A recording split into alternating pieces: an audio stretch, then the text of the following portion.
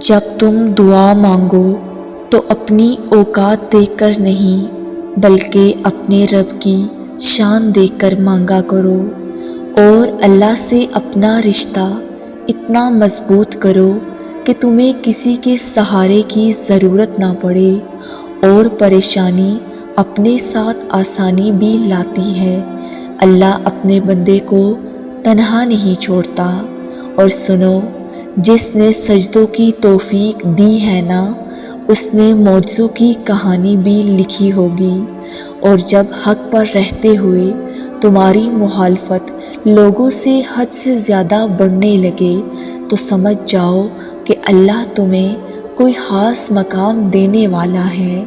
جب تم دنیا کی مفلسی سے تنگ آ جاؤ اور رزق کا کوئی راستہ نہ ملے تو صدقہ دے کر اللہ سے تجارت کر لیا کرو۔ اور جو لوگ اللہ سے ڈرتے ہیں، اللہ ان کی مشکلوں کو آسان کر دیتا ہے۔ رب چاہے تو انسان کی نیند میں بھی سینکڑوں سالوں تک رزق دے سکتا ہے۔ جاگ کے رزق کے لیے محنت کرنا تو بات کی بات ہے۔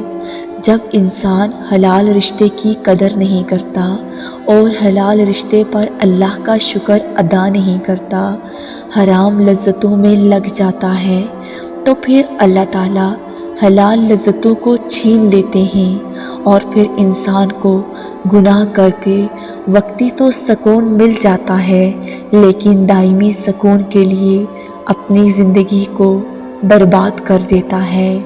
کوئی تم سے بھلائی کی امید رکھے تو اسے مایوس مت کرو، کیونکہ لوگوں کی ضروریات کا تم سے وابستہ ہونا تم پر اللہ کی عنایت ہے، اور دنیا میں کوئی بھی شخص بے شمار غلطیوں کے بغیر عظیم کامیابی حاصل نہیں کر سکتا۔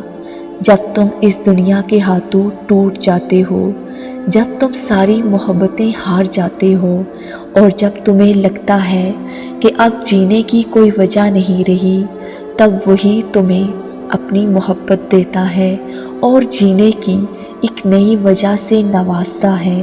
اور تم ہر وقت اللہ سے دعا مانگتے رہا کرو، پتہ نہیں کون سا لمحہ اللہ تمہاری دعا قبول کر دے۔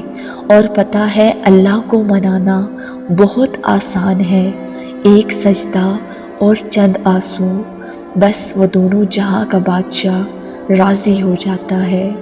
اور ضروری نہیں کہ انسان کچھ پا کر ہی خوشی محسوس کرے، بعض اوقات اللہ تعالیٰ کی خاطر کچھ چھوڑ دینے سے بھی خوشی ملتی ہے۔ اور بدنصیبی کی سب سے بڑی پہچان تو یہ ہے کہ انسان کی آنکھیں خشک ہو جاتی ہیں۔ اللہ کے خوف سے کسی وقت بھی آنکھ سے آنسو نہیں نکلتے۔ دل کا سخت ہو جانا، امیدوں کا لمبا ہو جانا، اور دنیا کی لالچ، جب زندگی میں ایک دم سے سکون ختم ہو جائے تو ذرا بیٹھ کر غور کرنا کہ کوئی ایسا کام تو شروع نہیں کر لیا جو صحیح نہ ہو، اور یا پھر کوئی اچھا کام چھوڑ تو نہیں دیا۔ سکون چاہتے ہو تو اپنی اصلاح کر لو۔ اور سنو، یہ مت سوچو کہ تمہاری دعائیں سنی نہیں جا رہی یا پھر کبھی قبول نہیں ہوں گی، بلکہ جان لو کہ تمہاری دعائیں عرش پر جا چکی ہیں۔